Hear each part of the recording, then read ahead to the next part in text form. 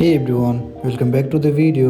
In today's video, I'll show you how to log in into Capitec Bank on iPhone in simple and easy steps. Step 1. Unlock your iPhone. First, unlock your iPhone using Face ID, Touch ID or your passcode. Step 2. Open the Capitec app. Once installed, tap open. Step 3. Choose login. On the welcome screen, tap login. If this is your first time using the app, you would select register, or for this guide, choose login. Step 4. Enter your login details. Enter your remote PIN or follow the prompt to use your password depending on your setups. Make sure the details are entered correctly. Step 5. Verify your identity. You may be asked to confirm your login using a one-time PIN, OTP sent by SMS or Face ID or Touch ID if enabled. Follow the on-screen instructions to complete verification. Step 6. Access your account. Once verified, you will be logged in and taken to your Capitec account dashboard. Step 7. Log out when finished. For security, tap menu and select logout, especially when using a shared device. And that's how you can log in into Capitec Bank on your iPhone.